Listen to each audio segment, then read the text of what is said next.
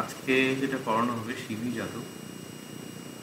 এর আগের যেগুলো ছিল এগুলো মোটামুটি অনুবাদ ছিল, এই জন্য আগে দেখানো হয়েছে। এর পরবর্তী শিবি জাতক বা ধম্মচক্র প্রবর্তন সূত্র ইত্যাদি কয়েকটা নোট আছে, সেগুলো অনুবাদ নেই, ডাইরেক্ট পালিতে লেখা। তো এটার পেজ নাম্বার হচ্ছে 232 আর কোশ্চেন নাম্বার হচ্ছে 32। শিবি জাতক 19 সালে এসেছিল, এর মধ্যে এসেছে কি খেয়াল হচ্ছে না, 19-এর পরে। ওটা কোশ্চেন দেখে নেবে। জাতকের বিষয়ে মোটামুটি তোমাদের আগে কিছুটা পড়া আছে, যে জাতক হচ্ছে সূত্রপিটকের যে ক্ষুদ্রক নিকায় তার দশম গ্রন্থ।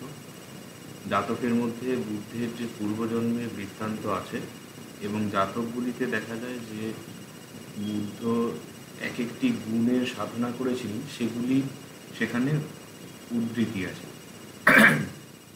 কোনো এতে হয়তো দানের কথা বলা আছে, কোনো এতে প্রজ্ঞার কথা বলা আছে, এইরকম। শিবি জাতক যে আছে, শিবি জাতকের কাহিনী হলো দান বিষয়।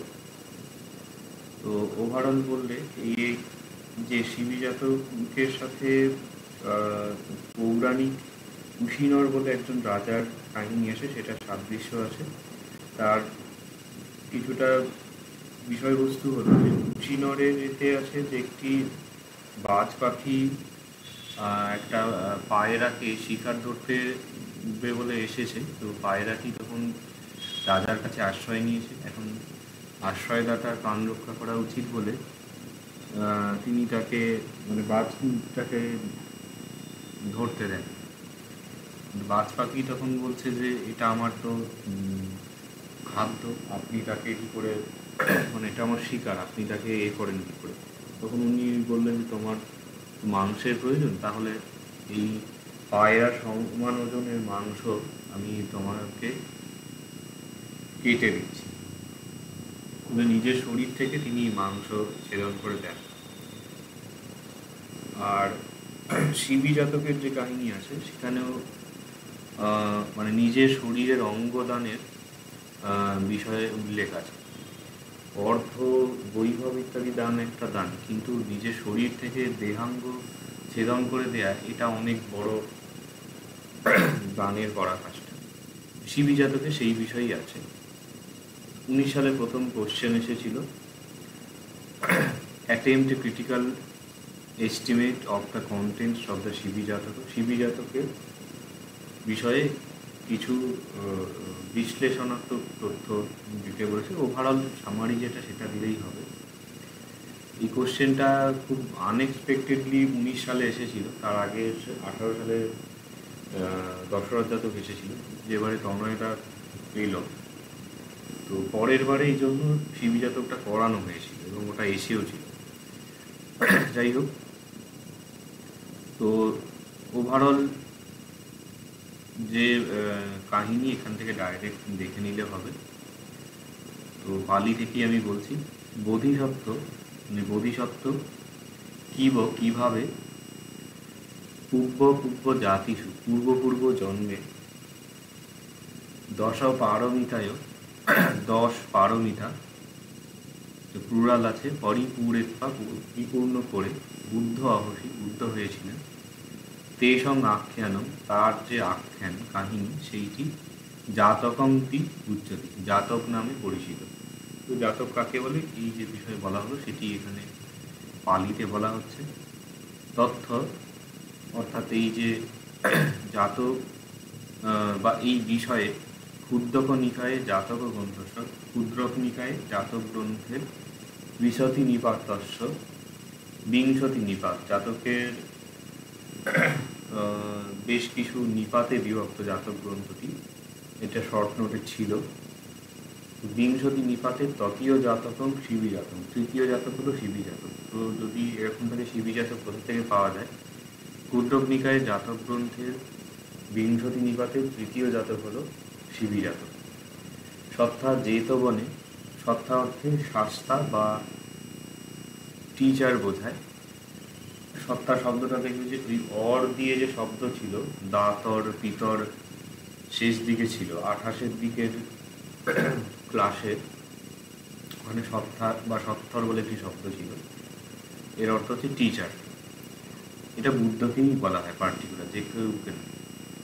বুদ্ধ যেতবনে অনাথপিণ্ডিকস্য আরামে, যেতবনে অনাথপিণ্ডিকের যে আরাম সেখানে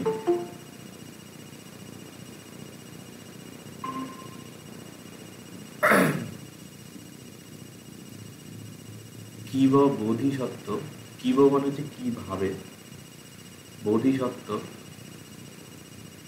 অসদৃশ দানেন, অসদৃশ মানে হচ্ছে, সদৃশ হচ্ছে সদৃশ, আর অসদৃশ মানে অসদৃশ, মানে যেটা সদৃশ কিছু নেই, অতুল্য, অতুলনীয়, অনুপম, এইরকম বোঝাচ্ছে, মানে যেটার সমান আর কিছু নেই, সেই রকম দানেন, দানের দ্বারা, দান ও পারমিতম আচরি, দান যে পারমিতা আছে সেইটি আচরণ করেছিলেন।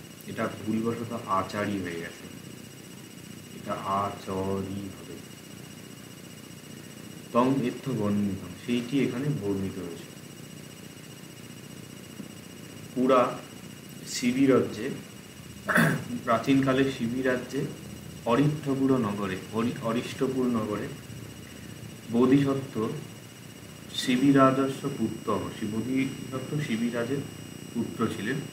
তস্য নাম শিবিকুমার অহসি, তার নাম হয়েছিল শিবিকুমার।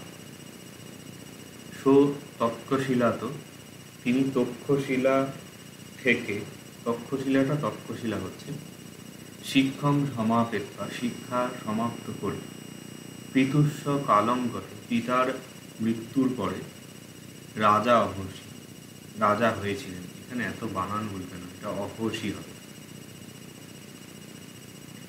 সো সব্যবিধম বাহিরকম বস্তু, তিনি সকল প্রকারের বাহ্যিক বস্তু, দত্পাপি, দত্পা মানে যে দান করে, অপি মানে দান করেও, ন সন্তুষ্ট হন, বাহ্যিক বস্তু দান করেছেন, এই অর্থ, সম্পদ ইত্যাদি।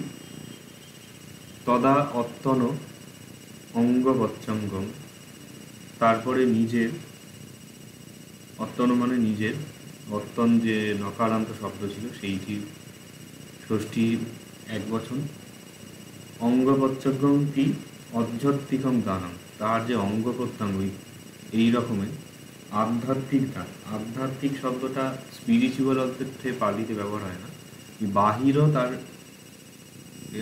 অপোজিট হচ্ছে আধ্যাত্মিক বা আধ্যাত্মিক। বাহির মানে হচ্ছে এক্সটার্নাল, আধ্যাত্মিক অর্থে এখানে ইন্টারনাল বোঝাচ্ছে, অর্থাৎ নিজের অঙ্গ প্রথম, নিজের শরীরের কিছু দানং দাতুম, দান করতে ইচ্ছা করেছিলেন। শক্র দেবরাজ, দেবরাজ শক্র অন্ধ ব্রাহ্মণ বেশে, অন্ধ ব্রাহ্মণের বেশে একং চক্ষুং যাচি, একটি চক্ষু যাচনা করলেন, চাইলেন। এখানে শ্লোক আছে, কি বলছেন, দূরে অপশ্যং ধেরোব চক্ষুং যাচিতু মাগত, এক নেতা ভবিষ্যাম চক্ষুং মে দেহি যাচিত।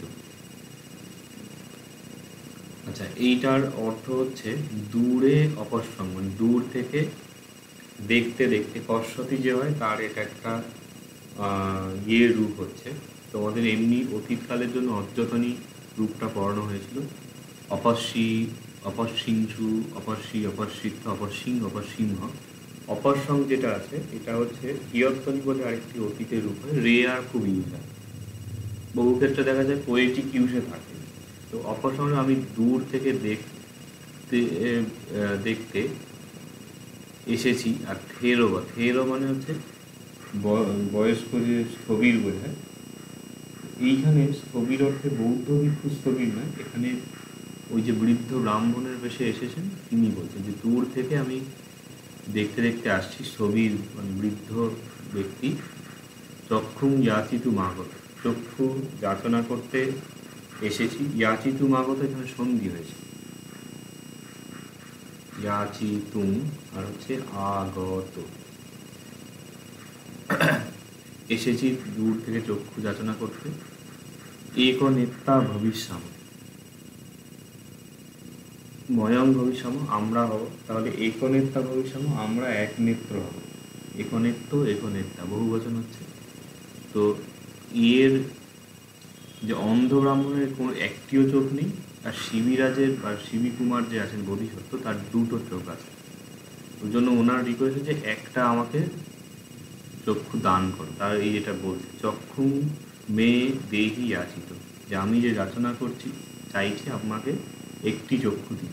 একটি চক্ষু মানে চক্ষুং আছে, চক্ষুং চক্ষুনি, এটা ক্লিবলিঙ্গ শব্দ। চক্ষুং চক্ষুনি, চক্ষুং চক্ষুনি, চক্ষুনা চক্ষুহি, উকারান্ত যে ক্লিবলিঙ্গ শব্দ।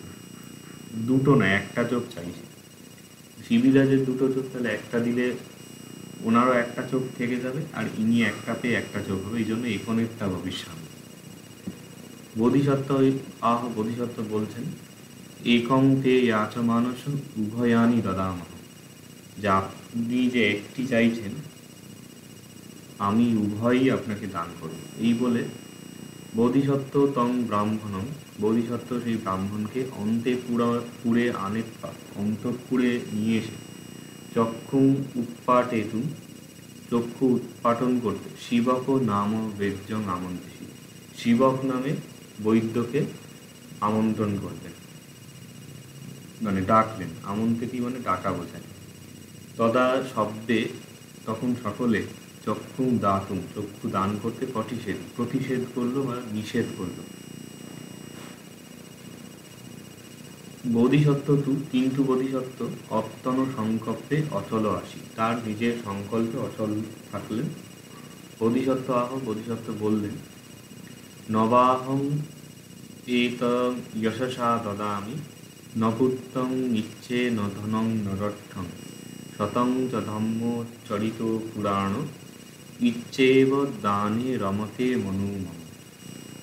এইটা দেখে মনে হচ্ছে এটা ত্রিষ্টুবেটে 1 2 3 4 5 6 7 8 9 10 11।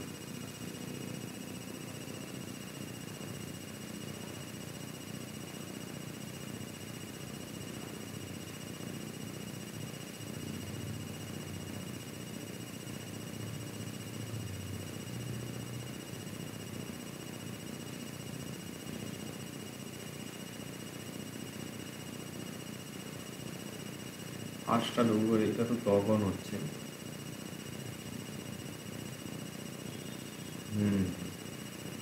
যাই হোক, এটার অ্যাকচুয়ালি উপেন্দ্র বজ্রায় ছিল উপেন্দ্র বজ্রায় হবে, কিন্তু এই বাহং এইখানে গুরু অক্ষর হচ্ছে, এটা সন্ধি হবে, মানে ন বাহ মে তম, এইরকম ভাবে।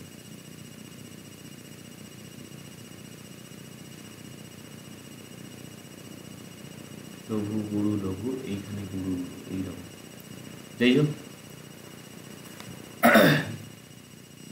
এগুলো মনে রাখতে পারো কোনটা কোন ছন্দ, তাতে সুবিধা হবে যে কোনো ক্ষেত্রে ছন্দের জায়গাতে যদি উদাহরণ ভুলে যাও তাহলে এইখানে শিবী জাতকের যেটা মুখস্থ থাকবে সেইটা লিখে দিতে পারো। এটাকে এক্সপ্লেন করলে বলছে ন বা অহং, এখানে বা অহংটা সন্ধি হয়েছে।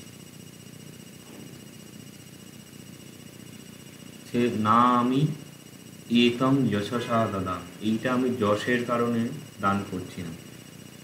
ন পুত্রং ইচ্ছে ন ধনং ন রক্তং, না আমি পুত্র ইচ্ছা করি, না ধন না রাষ্ট্র। শতং চ ধম্ম চরিত পুরাণ, শতং মানে হচ্ছে সন্ত যে শব্দ হবে তার ষষ্ঠী বহু বচনে হচ্ছে শতং। এটা তোমাদের শেষ দিকে ওই 24 25 26 27 যে ব্যঞ্জনান্ত শব্দ ছিল সেখানে অন্তভাগান্ত শব্দের এতে দেখবে একটা দদন্ত শব্দ ছিল। দদন্ত শব্দের ষষ্ঠী বহু বচনে দদতং বলে একটা রূপ হয়। তো সন্ত শব্দের শতং হয়, সন্ত মানে সৎ, আর শতং মানে হচ্ছে সৎদের। শতঞ্চ ধম্ম, সৎদের যে ধম্ম, চরিত পুরাণ, প্রাচীনকাল থেকে যেটা চরিত আচরণ করা হয়েছে। ইচ্ছেব দানে ইতি এব, এইরকমই দানে রমতে মনোমম, আমার মন রমতে আনন্দিত। পুরোটা রিপিট করলে ন বা অহং, না আমি এতং এইটি, এই যে চক্ষু দান করছি, যশসা তদান, যশের কারণে আমি দান করছি না। ন পুত্রং ইচ্ছে, না আমি পুত্র ইচ্ছা করি। ন ধনং ন রাষ্ট্র, না ধন না রাষ্ট্র। শতং চ ধর্ম, সৎজনদের ধর্ম। চরিত পুরানো, যেইটি হচ্ছে প্রাচীনকাল থেকে আচরণ করে আসা হচ্ছে। ইচ্ছে বা দানে, এইরকমই দানের মধ্যে, মানে সজ্জনদের যে প্রাচীনকাল থেকেই অনুষ্ঠিত যে ধর্ম দান, দান যে ধর্ম, সেইতে দানের মধ্যে রমতে মন, আমার মন আনন্দিত হয়। এই বলে অথবা বৈদ্য শিবক, শিবক নামে বৈদ্য, বোধিসত্ত্বস্য, বোধিসত্ত্বের দক্ষিণং চক্ষুম উৎপাটিত, দক্ষিণ অর্থাৎ ডান দিকের যে চোখ সেটি উৎপাটন করলেন। বোধিসত্ত্ব দক্ষিণং চক্ষুম দত্পা, দক্ষিণ অর্থাৎ ডান দিকের চক্ষুটি দান দান করে বামা চক্ষুটি অদাসী, বাম দিকের চক্ষুটিও দান করলেন। ব্রাহ্মণরূপী শক্র, ব্রাহ্মণরূপী শক্র অর্থে এখানে শক্র, শক্র শব্দটা বোধহয় আগে কোথাও পেয়েছ। ইন্দ্রের আরেকটি নাম হচ্ছে শক্র। আরও পালিতে নাম পাওয়া যায়, যেমন মঘবা, এটা দু এক জায়গায় পাবেন, লিখে রাখতে পারো। আরেকটি পুরিন্দর বলে, এটা বোধহয় তোমাদের পাঠ্যতে কোথাও থাকবে না, কিন্তু এইটা আছে। অপ্পমাদেনা মঘবা দেবানাং চিত্ততঙ্গত, অপ্পমাদং প্রশংসন্তি প্রমাদ গরহিত। ট্রান্সলেশনও আসে, চাই অপ্পমাদ বর্গে আছে, সর্বদে দ্বিতীয় বর্গ, যেটা পোয়েট্রি পরিষদে আছে। আর ইন্দ্র তো শব্দটা জানা।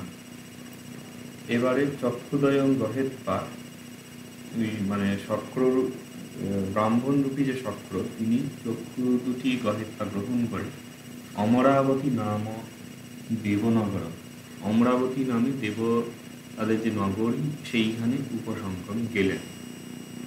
অথ বোধিসত্ত্ব অন্ধভূত, তারপরে বোধিসত্ত্ব অন্ধ হয়ে গিয়ে দুঃখিত দুম্মন অহসী, তিনি দুঃখিত হলেন, তিনি মানে মনে মনে মানসিক পীড়া যুক্ত হলেন। তদা শক্র, তারপরে শক্র মানে ইন্দ্র যে বোধিসত্ত্বং সচ্চক্রিয়ং কর্তুম দেশেহি, বোধিসত্ত্বকে সচ্চক্রিয় মানে হচ্ছে সত্যক্রিয়া, সত্যক্রিয়া বৌদ্ধদের মধ্যে একটি প্রচলিত বিষয়, যে সেটা হলো যে যদি আমি এই রকম হয়ে থাকি তাহলে এই রকম আমার চক্ষু ফিরে আসুক, এইরকমভাবে সত্যের প্রতি বিশ্বাস নিয়ে কোনো প্রতিজ্ঞা করলে সেইটি মানে ফিরে পাওয়া যায়, বা সেইটি যে প্রতিজ্ঞা নেওয়া সেইটি পূর্ণ হয়। প্রতিজ্ঞা থেকে এটা প্রার্থনা বলা যেতে পারে।